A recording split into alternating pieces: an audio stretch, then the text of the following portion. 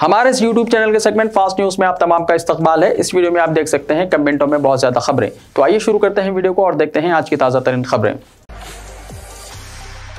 अभी बदला शुरू कहाँ हुआ है। आपकी अदालत में रेवंत रेड्डी का सनसनीखेज तबसरा। तेलंगाना के चीफ मिनिस्टर रेवंत रेड्डी ने इंडिया टीवी के मशहूर टॉक शो आपकी अदालत में शिरकत की। उन्होंने ट्विटर प्लेटफॉर्म पर इससे मुताल्लिक प्रोमो शेयर किया है। एंकर रजत शर्मा के इस सवाल के जवाब में कि क्या आप केसीआर हुकूमत की जानिब से जेल में डालने का बदला ले रहे हैं, रेवंत रेड्डी ने सनसनीखेज तबसरा करते हुए कहा कि बदला अभी शुरू नहीं हुआ है।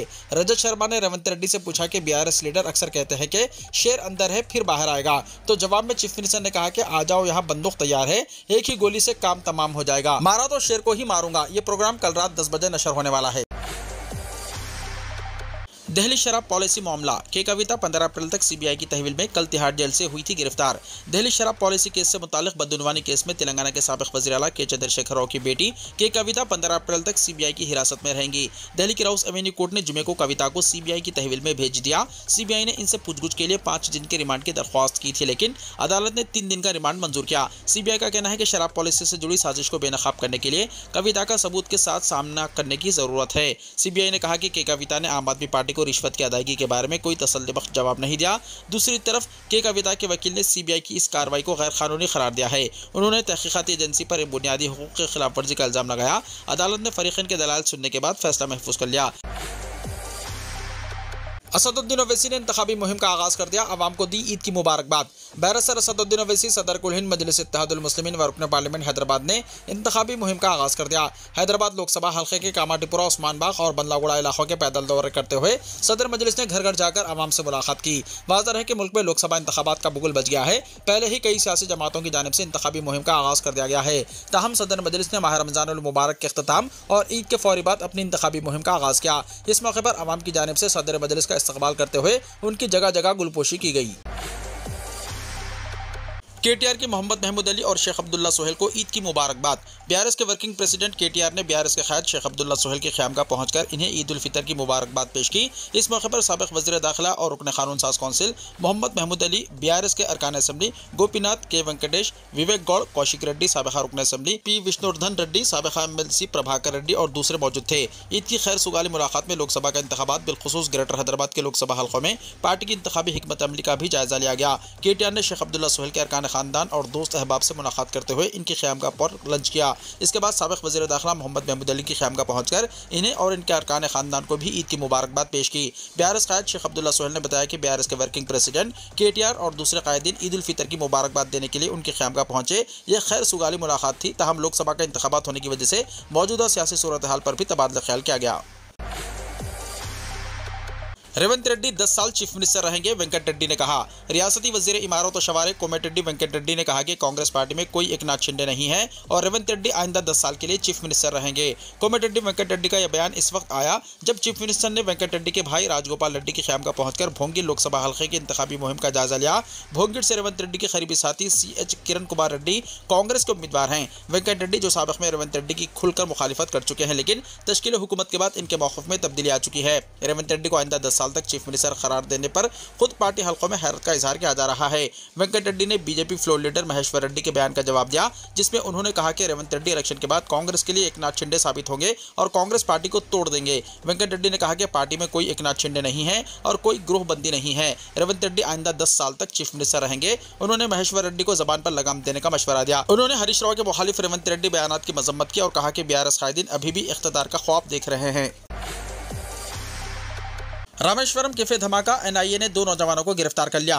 नेशनल इन्वेस्टिगेशन एजेंसी ने रियासत कर्नाटका बेंगलुरु रामेश्वरम कैफे धमाका केस में मुलव्विस होने के इल्जाम में 2 नौजवानों को गिरफ्तार कर लिया है।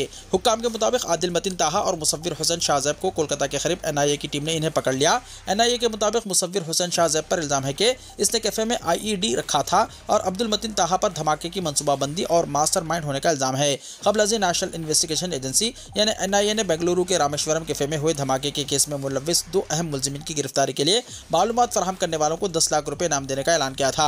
NIA ने दोनों की तस्वीर जारी करते हुए अवाम से ख्वाहिश की थी कि वो मुसव्विर हुसैन शाहज़ैब उर्फ शाहज़ैब और अब्दुल मतीन अहमद ताहा के बारे में मालूमात फराहम करें जो इस मुकदमे में मतलूब है। लोकसभा की 94 सीटों के लिए नोटिफिकेशन हुआ जारी। इलेक्शन कमीशन ने आज लोकसभा इंतखाबात के तीसरे मरहले में 94 सीटों पर इंतखाबी अमल को मुकम्मल कराने के लिए नोटिफिकेशन जारी किया है। आम इंतखाबात 2024 के लिए 16 मार्च को जारी करदा प्रोग्राम के मुताबिक तीसरे मरहले की वोटिंग 7 मई को होगी। नोटिफिकेशन के मुताबिक इंतखाबात के तीसरे मरहले के लिए वोटिंग 7 मई को होगी। नोटिफिकेशन के मुताबिक तीसरे मरहले में 7 मई 2024 को 12 रियासतों और मरकज के जेर इंतजाम इलाकों के 94 पार्लिमानी हल्कों और मध्य प्रदेश में बैतुल पार्लिमानी हल्के के मुल्तवी इंतखाबात के लिए वोटिंग होगी।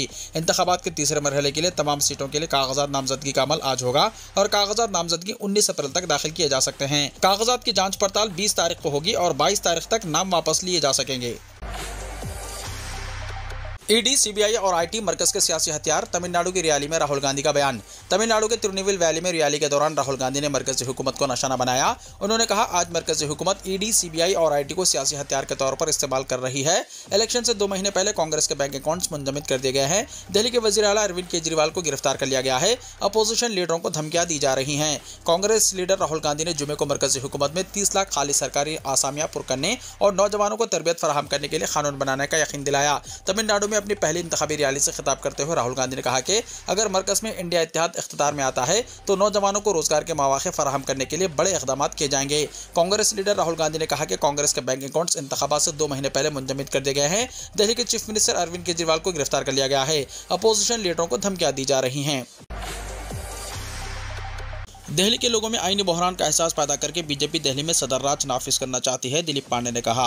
आम आदमी पार्टी ने बीजेपी पर सख्त हमला किया है, जो दिल्ली में मसनवी आईनी बहरान पैदा करने की कोशिश कर रही है। आपके सीनियर लीडर दिलीप पांडे ने कहा कि बीजेपी दिल्ली के लोगों में ये तासुर पैदा करने की कोशिश कर रही है कि एक आईनी बहरान पैदा हो गया है, ताकि वो इसे अपनी बुनियाद के तौर पर इस्तेमाल करके सदर राज नाफिज कर सकते हैं। बीजेपी को मुल्क के आइन और जमहूरियत पर कोई भरोसा नहीं है, इसलिए वो दिल्ली में भारी मैंडेट को अपने जूते की नोक पर रखना चाहती है। साथ ही वो काम जिनके लिए एलजी वो मुंतखिली के मौजू के बारे में बताकर दिल्ली हुकूमत को घेर रहे थे, अब वो इन्हीं मौजूआत पर मरकजी वजीर दाखिला को खत लिख रहे हैं कि वजीर मीटिंगों में नहीं आ रहे हैं। उन्होंने कहा कि दिल्ली के लोग केजरीवाल हुकूमत की तरफ से मुफ्त बिजली, पानी, तालीम, सेहत और खवातीन को 1000 रुपये देने के ऐलान से बहुत खुश हैं। दिल्ली में कोई आईनी बहरान नहीं है और हुकूमत आवाम के लिए खुलूस नीयत से काम कर रही है। अखिलेश यादव और संजय सिंह की मुश्तरका प्रेस कॉन्फ्रेंस। यूपी गैर मशरूत समाजवादी पार्टी की हिमायत का हुआ ऐलान। जेल से निकलने के बाद संजय सिंह ने एसपी सरबराह अखिलेश यादव के साथ प्रेस कॉन्फ्रेंस की।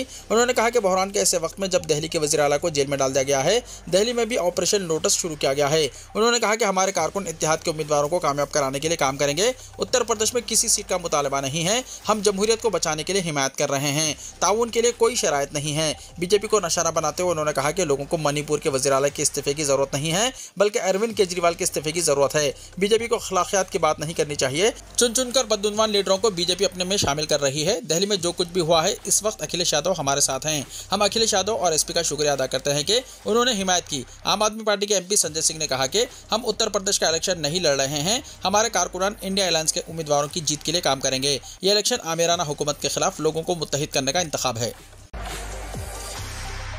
मनीष सिसोदिया की अबूरी जमानत की दरख्वास्त पर समात। ईडी और सीबीआई से 20 अप्रैल तक जवाब तलब। दिल्ली की राउस एवेन्यू कोर्ट ने दिल्ली एक्साइज घोटाले के मुलजिम और दिल्ली के साबिक नायब वज़ीर आला मनीष सिसोदिया की अबूरी जमानत की दरख्वास्त पर समात करते हुए ईडी और सीबीआई को नोटिस जारी किया है। खुसूसी जज कावेरी बावेजा ने ईडी और सीबीआई को 20 अप्रैल तक जवाब दाखिल करने का हुक्म दिया। केस की अगली समात 20 अप्रैल को होगी। मनीष सिसोदिया ने लोकसभा इंतखाबात में मुहिम चलाने के लिए अबूरी जमानत की दरख्वास्त की है। सिसोदिया ने सीबीआई और ईडी दोनों मामलों में अबूरी जमानत की दरख्वास्त की है। आज ही अदालत ने दिल्ली शराब घोटाला से मुताल्लिक सीबीआई केस में मनीष सिसोदिया की अदालती तहवील में 24 अप्रैल तक तौसी करने का हुक्म दिया है। आज सीबीआई मामले में सिसोदिया की अदालत हिरासत खत्म हो रही थी, जिसके बाद इन्हें वीडियो कॉन्फ्रेंसिंग के जरिए अदालत में पेश किया गया। सिसोदिया ने अदालत में बाकायदा जमानत की दरख्वास्त भी दायर की है, जो ज़ेर इल्तिवा है। बाकायदा जमानत की दरख्वास्त की समात 15 अप्रैल को होने वाली है। ईरान के हमले का जवाब देने के लिए अमेरिका तैयार। बाइडेन इंतजामिया ने आला फौजी कमांडर को इसराइल भेजा।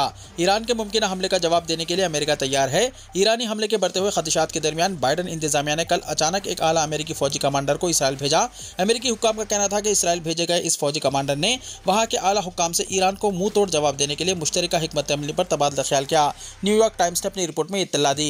रिपोर्ट में कहा गया है कि ईरान बार बार शाम में 21 अप्रैल को होने वाले हमले के लिए इसराइल को सजा देने की कसम खा रहा है। इस हमले में कई सीनियर ईरानी कमांडर मारे गए थे।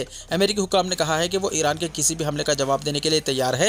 इसराइल ने भी अपनी फौज को अलर्ट कर रखा हुआ है। वीडियो को लाइक शेयर कीजिए और हमारे इस YouTube चैनल को सब्सक्राइब करते हुए इसके बेल आइकॉन को भी प्रेस कर लीजिए, ताकि ऐसी ही ताज़ा तरीन खबरें आइंदा भी आपको मिलती रहें।